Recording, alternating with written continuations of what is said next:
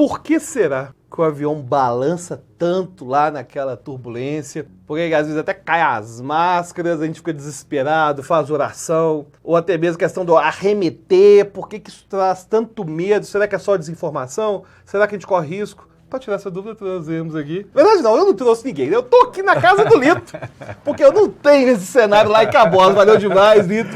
Estamos aqui nos domínios do Lito para poder tirar umas dúvidas sobre aviação. E eu adoro viajar de avião. Aliás, meus problemas com avião tem a ver com conforto. Conforto diminuiu muito. Muito. Lata de sardinha agora. Eu brinco que é a classe animal. É classe animal, cara. Porque então... Mas em relação à segurança, eu não tive medo. Eu sempre dei treinamentos. Então, presencialmente, eu viajava todo final de semana. Fiquei uns 3 anos seguidos, todo final de semana pegando avião. Tiveram 2 eventos. Então, eu não vou falar que foram traumáticos, não, porque eu continuei dando os cursos. Mas um deles eu achei que fosse morrer. De avião. O que acontece? Um avião é o tal do arremeter. E arremeter acontece sempre. Arremeter dá desse dia, pô, normal. Né? Mas o que aconteceu? Eu tava vindo aqui pra Congonhas. Claro, né?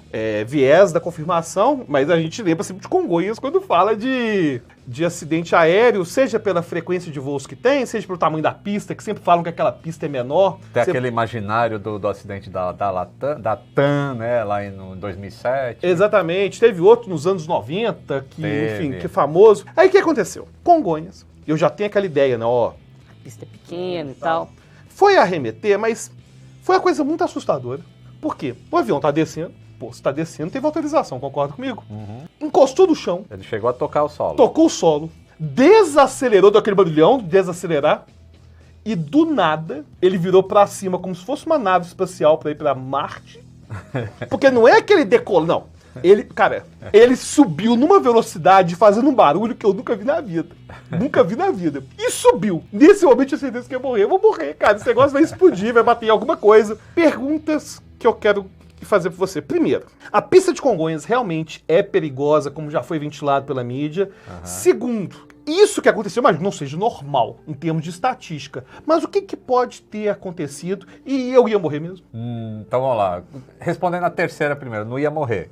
Ótimo, beleza. Não ia morrer. A primeira pergunta. A pista de Congonhas não é perigosa como é ventilado por aí. Na verdade é o seguinte, cada pista que é desenvolvida, que tem pelo Brasil, pelo mundo inteiro, elas têm um nível de risco. E esse nível de risco ele é mitigado. Ou seja, a gente pode pousar em Santos Dumont? Teoricamente não. Tem o Pão de Açúcar de um lado, tem a Ponte Rio-Niterói de outro. Então como é que a aviação pousa lá? Mitigando riscos. Tem que fazer um determinado traçado, só comandante que pode pousar. O avião tem que estar com determinado peso, ele tem que tocar exatamente em determinado ponto da pista. Se nenhuma dessas condições estão favoráveis, ocorre a arremetida. Congonhas é a mesma coisa. Congonhas tem também as restrições de altura, de barulho, porque o avião vem por cima da cidade. E o que acontece é, quando se está chegando perto do toque da pista, muita gente pensa assim, pô, por que não arremeteu lá atrás? Que é o seu caso, exatamente. Né? Por que não arremeteu lá atrás? Porque as condições lá atrás estavam favoráveis para o pouso. O comandante ele pode arremeter o avião a qualquer momento que ele ache que é necessário fazer, para ter um pouso mais seguro. Então, se ele tocou fora da marca, já viu que nas pistas de pouso tem umas marcações brancas, grandes? Aquilo é um ponto de mira.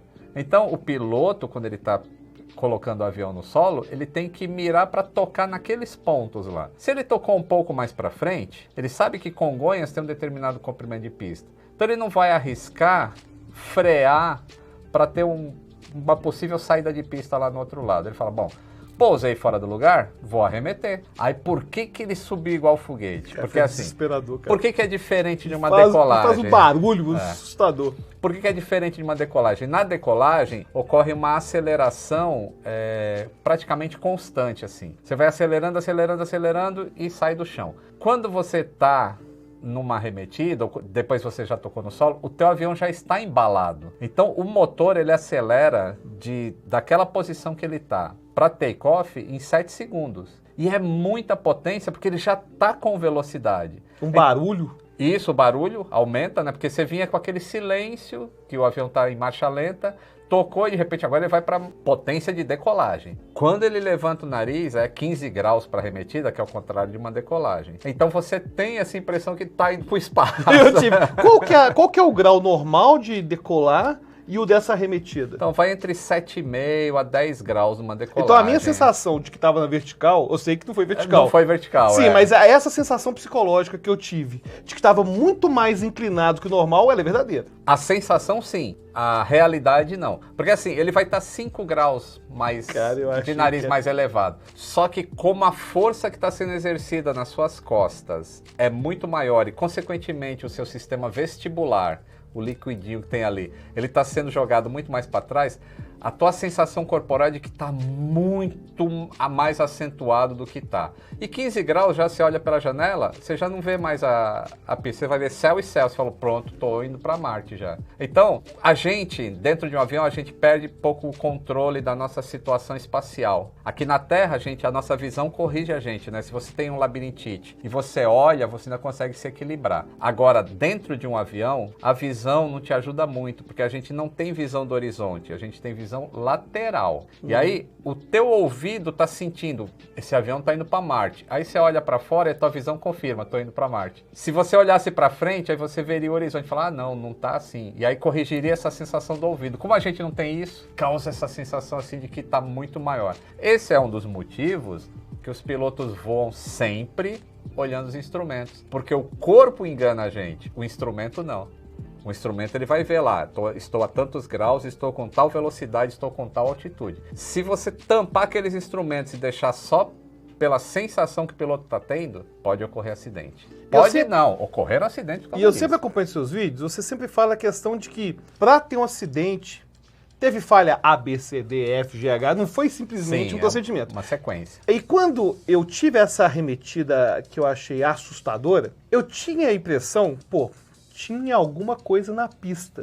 Pode ser o caso de ter algo na pista, ou geralmente são as camadas de segurança que acabaram fazendo ele arremeter bem antes, só por uma questão de posicionamento da pista. Pode ter, pode não. São diversas razões para iniciar uma arremetida. Uma eu já falei, se o piloto julgou que, eu toquei no lugar errado, então eu vou arremeter. Essa é uma condição. A outra, ele tocou já no solo, mas um outro avião invadiu sem ter autorização. A torre pode pedir uma arremetida para ele. E isso é imediato. Os pilotos estão sempre focados em arremeter o avião. O pouso é uma consequência de que nada deu errado. Entendeu? Então eles estão sempre preparados para arremeter. Uma invasão de animal na pista também pode gerar isso. Então são diversas razões para isso. Uma coisa que eu costumo falar bastante no meu curso é que as pessoas têm a impressão ou têm o pensamento errôneo de que a arremetida está acontecendo porque o avião está com problema.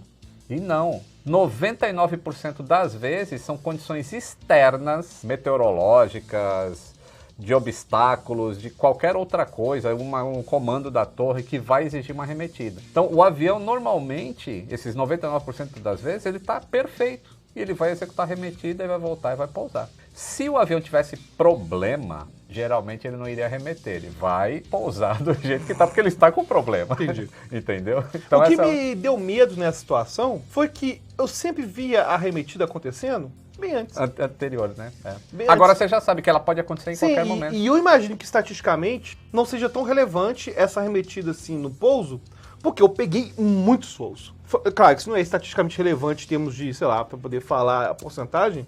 Tem mais um detalhe. Eu te falei que o motor demora 7 segundos para ir para a potência de decolagem. Então o que acontece? Se você está perto da pista e o piloto fala, não vai dar aqui, eu vou arremeter.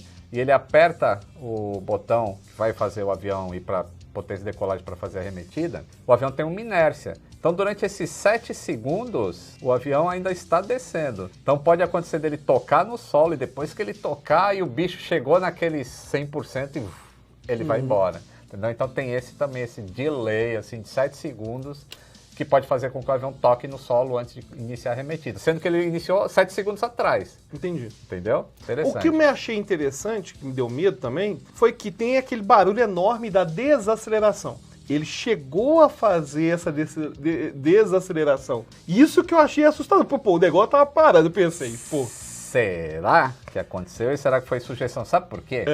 Porque o fabricante, ele recomenda que não se efetue uma arremetida depois que entrou o sistema de reversão. Ah, então eu posso ter me enganado. Pode ter se enganado. Porque devido à velocidade, barulho do motor. Uma vez que foi aberto o reverso, é bem difícil o cara iniciar uma remetida. Cara, eu entendi outro nível, né? Eu entendi outro nível. Provavelmente, agora usando essa explicação, talvez a aceleração do motor para arremeter me deu a impressão que era aquele mesmo barulho. Sim, pode ser. Isso pode ser. Isso é bem mais plausível. Bom, agora meu segundo voo, que eu morri de medo. Comprei uma passagem aérea mega promocional para Paris. Só que tinha um detalhezinho, bem pequeno.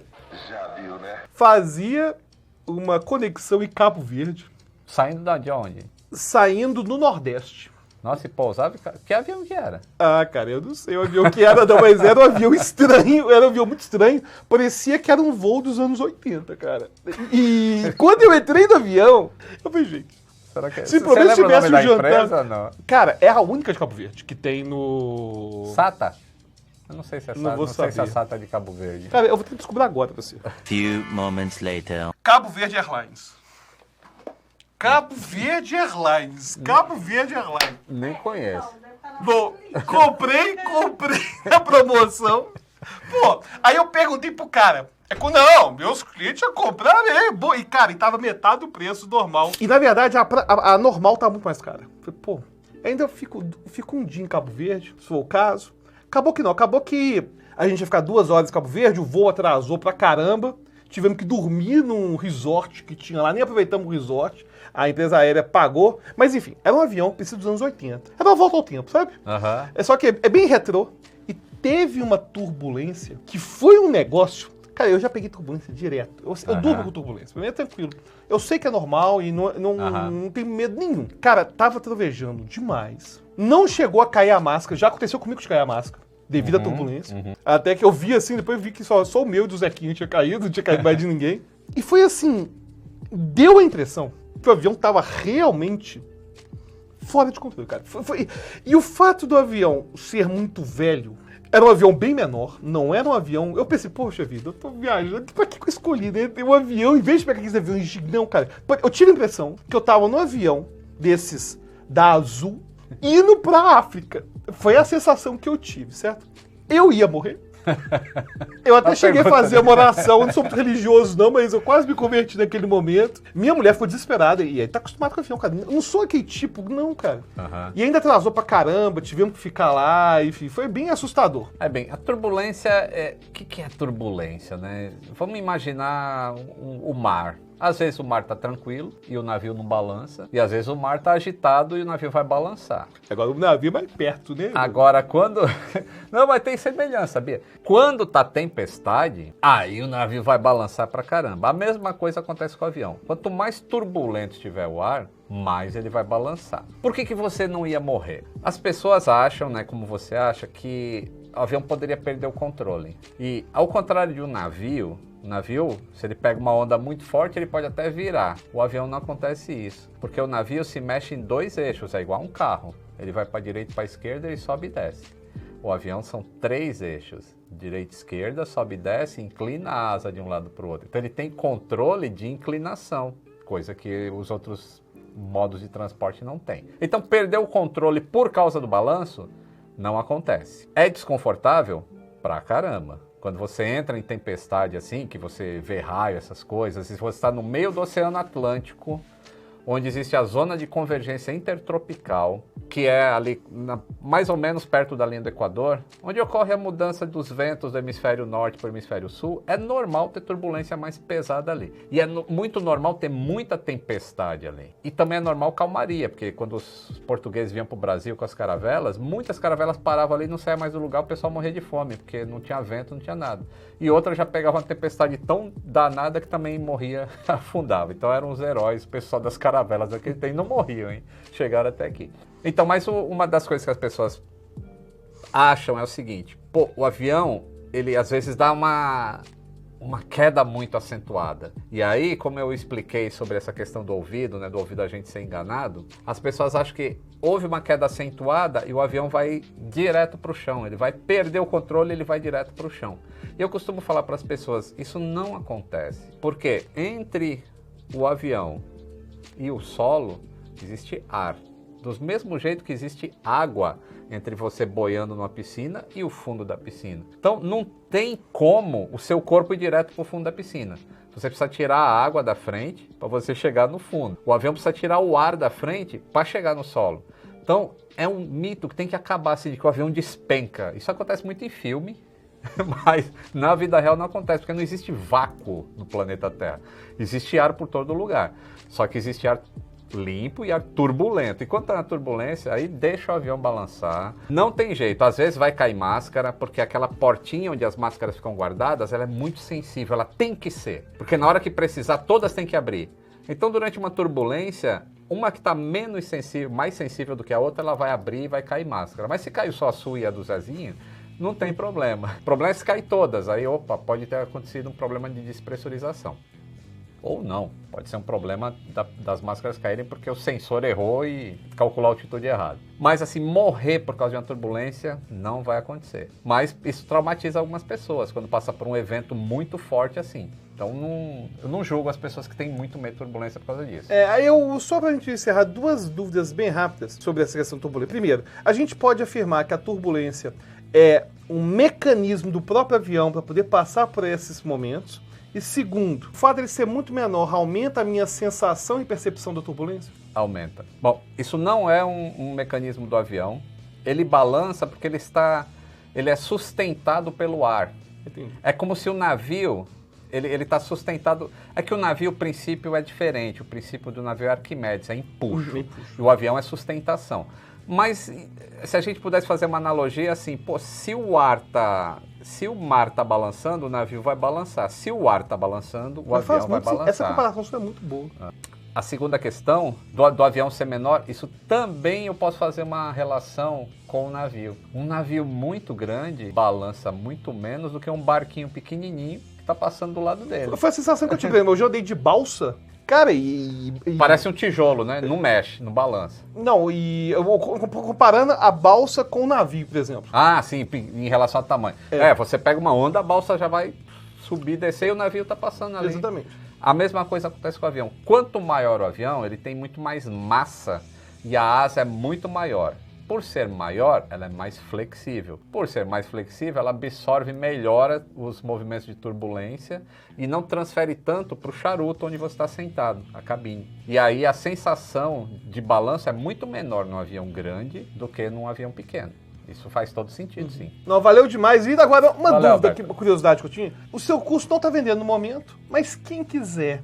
Tá na lista aí, qual que é o site, o que esse curso ensina? Legal, pessoal, eu tenho aí um curso para quem tem medo de voar, eu explico tudo isso que a gente falou um pouquinho aqui, muito mais, com muito mais detalhes, é em medodevoar.com.br. Você faz a inscrição lá e a gente avisa quando vai ter turmas disponíveis.